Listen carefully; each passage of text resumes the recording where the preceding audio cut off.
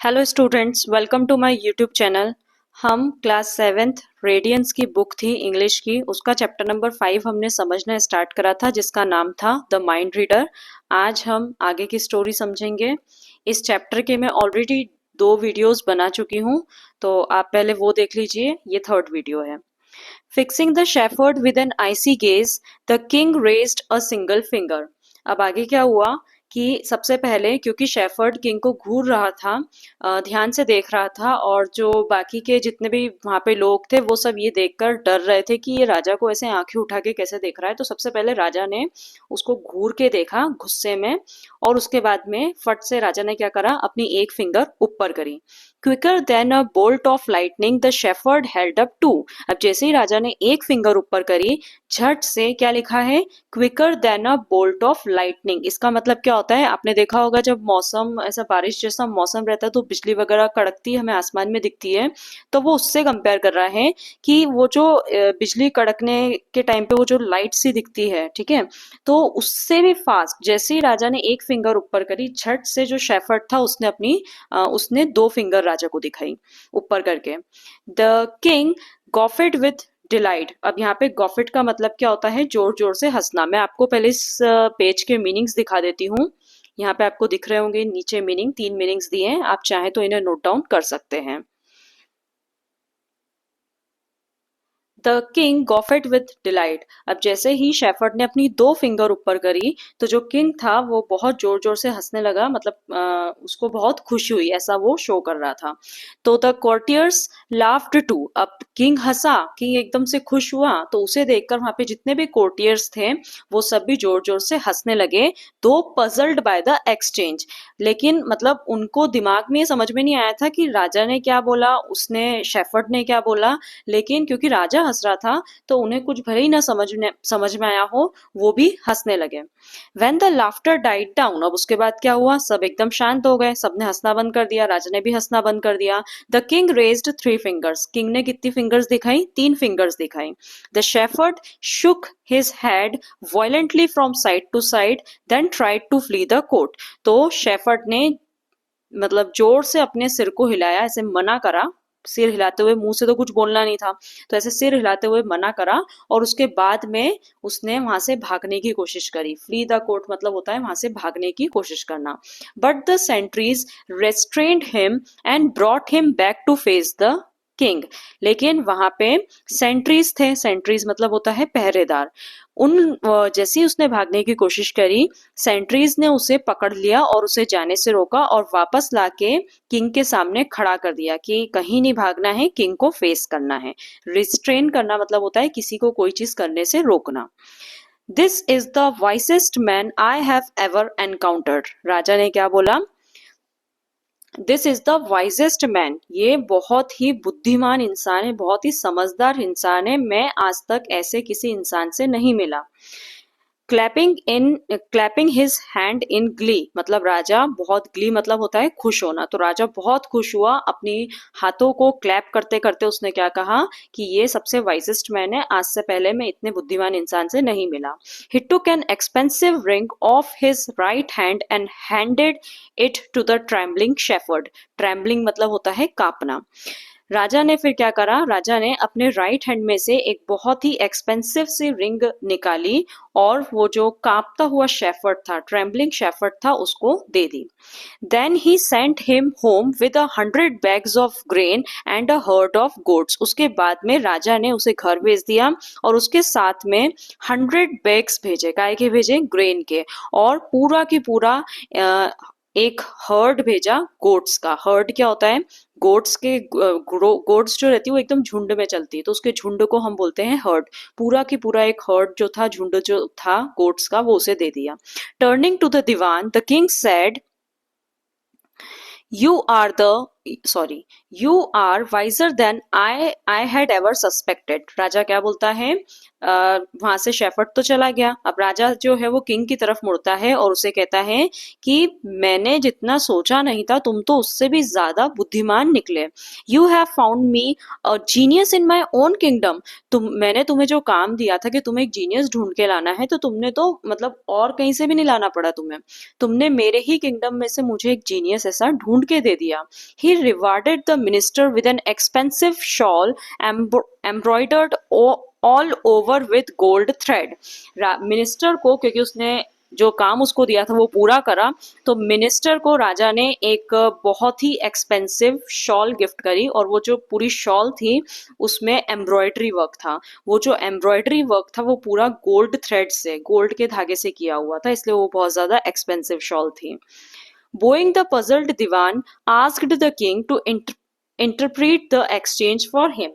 अब वहां पे जितने भी कोर्टियर्स थे ना, किसी को भी कुछ नहीं समझ में आया कि उन दोनों के बीच में क्या बात हुई। तो वैसे ही मिनिस्टर को भी कुछ भी समझ में नहीं आया, तो वो बहुत पजल था, उसके दिमाग में बहुत कुछ चल रहा था। लेकिन राजा को उसने ऐसे प्रणाम करते हुए, राजा के सामने ऐसे झुकते हुए, और फिर राजा को कहा कि क्या आप मुझे इंटरप्रीट कर सकते हो, क्या आप मुझे समझा सकते हो, एक्सप्लेन कर सकते हो कि आप दोनों के बीच में क्या बातचीत हुई। तो राजा फिर क्या बोलता है, I held up a single finger claiming that I was a monarch superior to all other, the king said। King ने क्या कहा कि मैंने सबसे पहले सिंगल फिंगर ऊपर करी, तो मैं ये क्लेम कर रहा था, मैं उसे ये बता रहा था कि I was a monarch superior to all other. मैं एक मोनार्क था और मैं सबसे ज्यादा सुपीरियर हूँ, मैं एक मोनार्क हूँ और मैं सबसे ज्यादा सुपीरियर हूँ, मुझसे ऊपर कोई नहीं है इस दुनिया में। ठीक है, अब आगे क्या हुआ, but he didn't agree at all. लेकिन वो जो शेफर्ड था उसने क्या करा था, झट से अपनी 2 फिंगर्स ऊपर कर दी थी। तो राजा क्या बोलता है, but he didn't agree at all, his 2 fingers told me that God ruled over everyone on earth even a king like me. तो राजा बोलता है कि जैसे ही मैंने एक फिंगर ऊपर करी, उसने झट से अपनी 2 फिंगर ऊपर करके दिखा दी। वो ये बता रहा था कि वो इस बात से बिल्कुल भी सहमत नहीं है। उसकी जो 2 फिंगर्स थी वो ये शो कर रही थी कि इस अर्थ पे एक पर्सन और है जो मुझसे भी ज्यादा, किंग से भी ज्यादा ऊपर है, सुपीरियर है। और वो कौन है, गॉड। गॉड जो है वो मुझसे भी ऊपर है और वो मेरे ऊपर, मतलब इस अर्थ के ऊपर रूल करते हैं। Oh, I didn't understand that। The Diwan swallowed amazed at the wisdom of their debate। अब जब दीवान ने ये सब सुना, तो उसको मतलब समझ नहीं आ रहा था, उसको उसको मतलब उसको ये सब गलत लग रहा था कि नहीं ऐसा तो कुछ नहीं हुआ। और उसे बड़ा आश्चर्य भी हो रहा था कि इन्होंने फिंगर्स फिंगर्स में, और मतलब इतनी बातें हो गई इनके सिर्फ इशारों इशारों में, इशारे भी नहीं हो रहे थे, मतलब एक दूसरे का माइंड इतना पढ़ लिया इनने। तो वो तो बस हाँ हाँ करे जा रहा था कि अच्छा ऐसा कुछ हुआ। अब आगे क्या हुआ, I asked him if there was a third party that was superior to both. अब जब आपको याद होगा, मैंने अभी बताया था कि उसने जैसे ही 2 फिंगर्स ऊपर करी थी, राजा ने 3 फिंगर्स ऊपर कर दी थी। तो यहाँ पे 3 फिंगर्स ऊपर करके राजा क्या पूछता है, राजा बोल रहा है कि मैंने उससे पूछा कि क्या कोई थर्ड पार्टी भी है जो मुझसे और भगवान से भी ऊपर है। I asked him if there was a third party that was superior to both God and I। He denied it vehemently, the king said। अब राजा क्या बोलता है, राजा बोलता है जैसे ही मैंने उससे पूछा कि क्या कोई थर्ड पार्टी है, तो उसने वेमेंटली मतलब होता है स्ट्रांगली किसी चीज का मना करना। तो मतलब कोई भी चीज जब हम स्ट्रांगली इमोशंस के साथ, और उस चीज का हम सहमति भी कर सकते हैं, विरोध भी कर सकते हैं, लेकिन हम जब बहुत स्ट्रांगली किसी चीज को सपोर्ट करते हैं तो उसके लिए हम यूज करेंगे वेमेंटली। तो राजा क्या बोल रहा है, ही डिनाइड इट वेमेंटली, उसने बहुत स्ट्रांगली इस चीज का मना करा। I might be powerful, but God is even more so, and no one could contest that। और उसने क्या समझाना चाहा कि भले ही जो किंग है, मतलब भले ही मैं हूं, मैं बहुत पावरफुल हूं, और गॉड जो है वो मुझसे भी ज्यादा पावरफुल है, लेकिन गॉड से ऊपर कोई नहीं है, किसी में इतनी हिम्मत नहीं है कि कोई उससे कंटेस्ट कर सके मतलब कॉम्पीट कर सके। अब आगे क्या बोलता है वो, was that all, the minister asked. अब इसके बाद में राजा चुप हो जाता है, तो मिनिस्टर पूछता है कि बस इतना ही था, मतलब यही सब बातें हुई थी आप लोगों के बीच में। नूडिंग द किंग सेड, नूड करना मतलब बेटा होता है जब अपन किसी को, कितनी बार ऐसा होता है ना, कोई अपने से कुछ पूछता है तो अपन ऐसे गर्दन ऊपर नीचे करके हाँ बोलते हैं, मुंह से नहीं बोलते, बस ऐसे गर्दन ऊपर नीचे कर देते हैं। तो इस प्रकार से जब आप हाँ बोलते हैं तो उसे कहते हैं नूड करना। तो nodding the king said, "what a gem of a man you have found, he can truly read every thought in my mind". तो राजा जो है वो ऐसे सिर हिलाते हुए क्या बोलता है कि तुमने क्या इंसान ढूंढ के मुझे दिया है, बिल्कुल वो तो एक अनमोल रत्न की समान है। और वो क्या बोलता है राजा आगे, कि वो बिल्कुल मेरे हर एक थॉट पढ़ रहा था, उसको सब समझ में आ रहा था कि मैं क्या कहना चाह रहा हूँ।